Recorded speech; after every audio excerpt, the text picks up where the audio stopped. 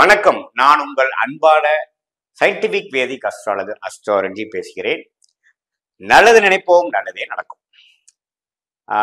தொடர்ந்து நம்ம சேனல்ல வரக்கூடிய வீடியோஸ் எல்லாம் பார்த்துட்டு இருக்கீங்க நம்புறேன். சயின்டிபிக் வேதிக் அஸ்ட்ராலஜி முறையில அறிவியல் சார்ந்த ஜோதிட கருத்துக்களை பார்த்துட்டு இருக்கோம். எந்தவித மூட நம்பிக்கைகளும் போகாமல் உள்ளது உள்ளவாறு எப்படி கர்மா நம்மளுடைய வாழ்க்கையில் சம்பவங்களாக உருவெடுக்கிறது, நல்ல சம்பவங்களாகவும் அவ்வளோ நல்ல சாதகம் இல்லாத சம்பளமாகவும் எப்படி உருவெடுக்குதுங்கிறத நம்ம துல்லியமாக எந்தவித மூட நம்பிக்கைக்குள்ள போகாமல் அந்த யோகா இருக்கு இந்த யோகா இருக்குது இல்லாமல் உள்ளது உள்ளவாறு நம்ம பார்த்துட்டு இருக்கோம்.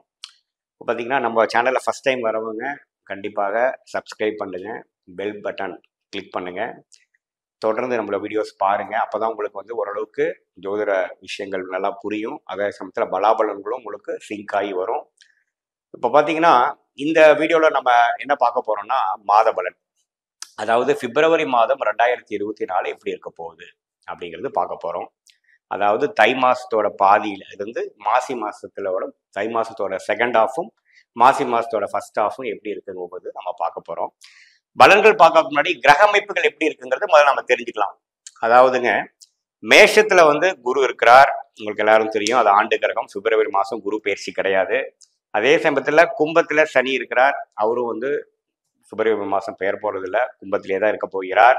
ராகு மீனத்தில் இருக்கிறார், கேது கன்னியில் இருக்கிறார். Very good. இப்போ மாத கிரகங்கள் என்று சொல்லப்படுகிற புதன் எங்க இருக்கிறான்னு பாத்தீங்கன்னா தனுசுல இருக்கார். அதே சமயத்துல சுக்கிர கிரகமும் தனுசுல இருக்கு, செவ்வாய் கிரகமும் தனுசுல இருக்கு. இந்த 3 கிரகமும் பாத்தீங்கன்னா தனுசு ராசியில் உள்ளது. சூரியன் முதல் பகுதியில், அதாவது இப்போதைக்கு பாத்தீங்கன்னா அவர் மகரத்தில் இருக்கிறார். சற்று பிப்ரவரி மாசத்துக்கு அப்புறம் பாதிக்கு அப்புறம் அவரு கும்பத்துக்கு போறார். அதை நம்ம பார்க்க போறோம்.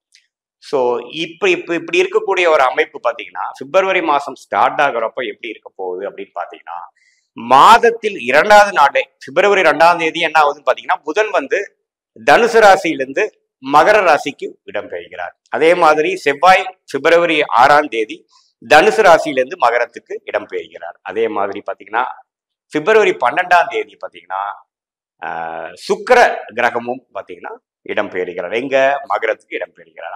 அங்க காத்து கொண்டு இருக்கும் சூரியனோட இந்த 3 கிரகமும் சேருகிறார்கள். சரி, பிப்ரவரி 15ஆம் தேதி, அதாவது தை மாசம் முடியும் பொழுது மாசி மாசம் முதல் நாள் பிப்ரவரி மாசம் 15ஆம் தேதி சூரியன் கும்பத்துக்கு போகிறார். இந்த ஒரு இடம் கிரக பெயர்ச்சி நீங்க நோட் பண்ணணும். அடுத்தபடியா பாத்தீங்கன்னா பிப்ரவரி 20ஆம் தேதி இந்த 18 நாட்கள்ல புதன் மகரத்தை கடந்து கும்பத்துக்குள்ள என்ட்ராகிறார்.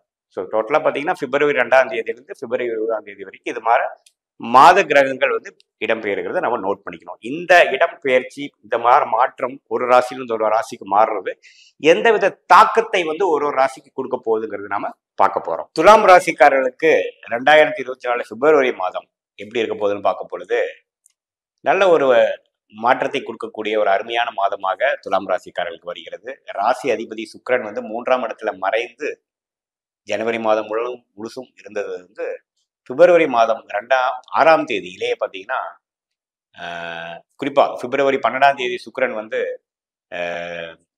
தனுசுல இருந்து மகரத்துக்கு போறது ஒரு அருமையான அமைப்பு. தொழிலதிபர்கள், குறிப்பா தொழிலதிபர்களுக்கெல்லாம் ஒரு நல்ல ஒரு வியாபாரத்துல ஒரு உத்வேகத்தையும் வியாபாரத்துல அடுத்த நிலைக்கு கொண்டு போகக்கூடிய விஷயங்களும் கொடுக்கக்கூடிய ஒரு அமைப்பாக இருக்கிறது.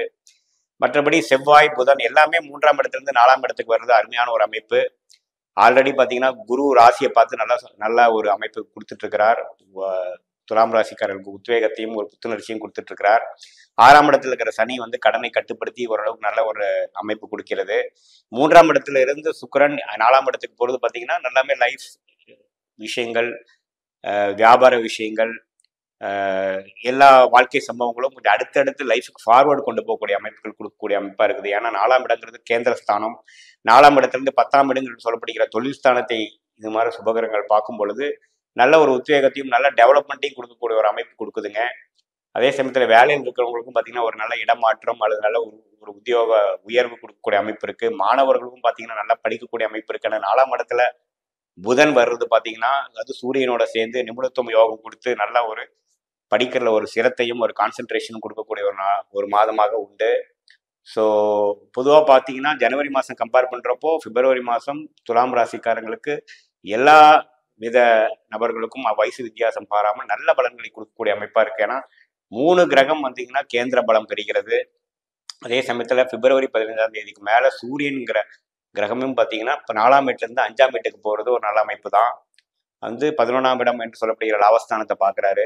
ஸோ எல்லாமே கூட்டி கழிச்சு பார்க்கும் பொழுது ரிஷபராசிக்காரர்களுக்கு வந்து இந்த ஜனவரி மாதத்துல சில முயற்சிகள் எடுத்து பலன் அனுபவிக்காமல் கல்யாண விஷயங்களா இருந்தாலும் சரி, சில சுப விஷயங்கள், சில விஷயங்கள் சாதிக்கக்கூடிய விஷயங்கள், சில வீடு கட்டுறது, வீடு இடம் மாறுறது, அது மாதிரி சில விஷயங்கள், வண்டி வாகனம் வாங்குறது எல்லாமே இழுத்துட்டே தான் இருக்குதே, ஒண்ணுமே கைக்கு வரல. ஒரு மாதிரியா வந்து ஏதோ ஒரு விஷயங்கள் செய்தா அது இழுபறியாவே போயிட்டு இருந்ததேங்கிற அமைப்பு கொஞ்சம் மாறி எல்லாமே கொஞ்சம் நடத்தி காட்டி வாழ்க்கையில ஒரு நல்ல ஒரு மாற்றத்தை கொடுக்கக்கூடிய ஒரு மாதமாக துலாம் ராசிக்காரர்களுக்கு 2024 பிப்ரவரி மாதம் கட்டாயம் இருக்கக்கூடிய அமைப்பு இருக்கிறது.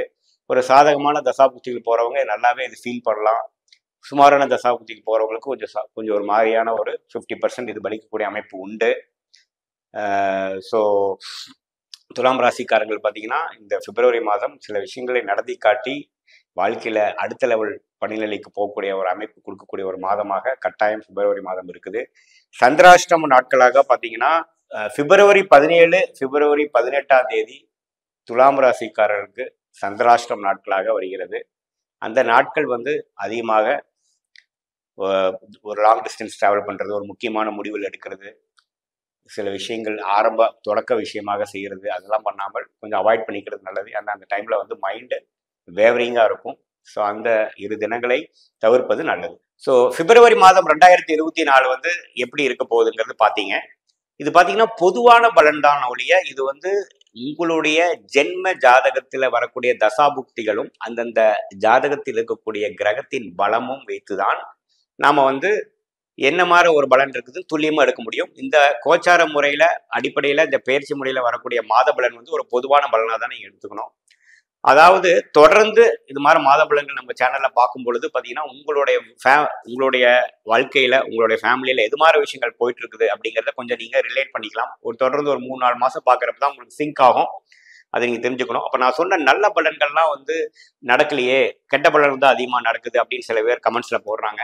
இது என்ன அர்த்தம்னு பாத்தீங்கன்னா உங்களுக்கு நல்ல தசாபுக்திகள் நடக்கிறப்போ நான் சொன்ன சாதகமான பலன்கள் அதிகமாக நடக்கும். அப்படி ஒரு நல்ல ஒரு தசாபுக்திகள் நடக்காம ஒரு இக்கட்டான ஒரு 6ஆம் வீட்டோ 8ஆம் வீட்டு அதிபதியோட திசைகளோ கொஞ்சம் பாவத்துவமாக இருக்கக்கூடிய திசைகள் நடக்கும் பொழுது நான் சொன்ன ஒரு அன்ஃபேவரபுளான அதாவது சாதகமற்ற பலன்கள் தான் அதிகம் நடக்கிற மாதிரி ஒரு வாய்ப்பு இருக்குது. ஸோ அதுக்கு தான் இந்த மாதிரி ஒரு மாற்றத்துக்கு காரணமே ஒழிய இது ஒரு பொதுவான பலனாக தான் எடுத்துக்கணும். மீண்டும் மற்றொரு காணொலியில் சந்திப்போம். நன்றி, வணக்கம்.